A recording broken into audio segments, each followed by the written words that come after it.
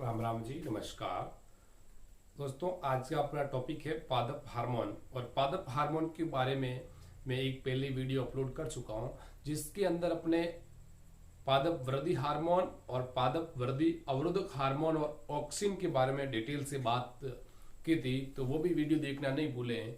और आज हम बात करेंगे पादप हार्मोन में जिबरेलिन के बारे में, और ये भी बहुत ही इम्पोर्टेंट है कि ये पादप हार्मोन के क्या कार्य है, इसका क्या प्रभाव है, इसके बारे में हम अध्ययन करेंगे।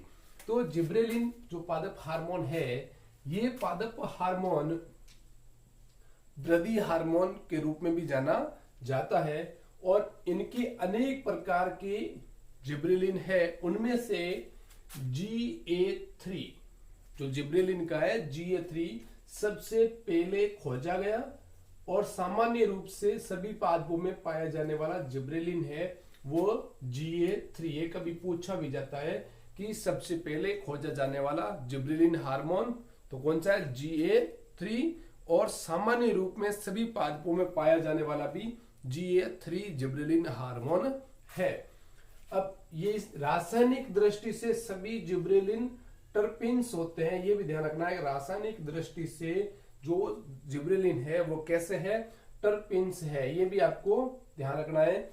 और जिब्रेलिन है जो प्रकाश से प्रभावित नहीं होता है, मतलब किसी भी पादप के अंदर जो जिब्रेलिन हार्मोन है वो प्रकाश से इसका कोई संबंध नहीं है, बल्कि शायद रात है शायद दिन है, ये अपना काम करता रहता है। अब इस जिब्रेलिन हार्मोन के क्या प्रभाव है, तो पहला है पर्व दीर्घन। अब आपने देखा होगा कि पर्व क्या होती है और पर्व संधि आपने नाम सुने होंगे। तो ध्यान में कोई पादप है, जो पादप के अंदर ये तना मान लीजिए, और यहाँ पे जो आपने देखा होगा गांठ टाइप होती है यूं, तो ये इनका बोला जाता है पर्व संधि और ये होता है पर्व। तो पर्व दीर्घन का अर्थ है इनके ये इसकी लंबाई को क्या कर रहा है, बढ़ा रहा है, और इसकी लंबाई को बढ़ा रहा है, इसका मतलब पादप की लंबाई में भी वृद्धि हो रही है।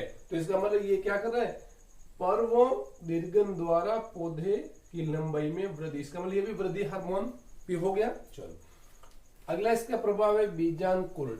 जब आपने देखा होगा बीजों का अंकुरण होता है तो अंकुरण में भी जिब्रेलिन हार्मोन ही काम करता है, तभी वह बीज अंकुरित होता है। प्रसुप्तावस्था भंग करना। अब आपने कई बार ऐसे देखा होगा, कोई बीज है, जो बीज का मान लीजिए उसका टाइम पीरियड है कि 1 या 2 महीने बाद में वह बीज अंकुरित हो सकता है, लेकिन उसको पहले अंकुरित करवाना है तो जिब्रेलिन हार्मोन का छिड़काव कर दिया जाए उस बीज के ऊपर, तो वह बीज अंकुरित हो जाता है। इसका मतलब हुआ प्रसुप्त अवस्था भंग करना। ओके, तीसरा प्रभाव इसका रहता है अपने पुष्पन।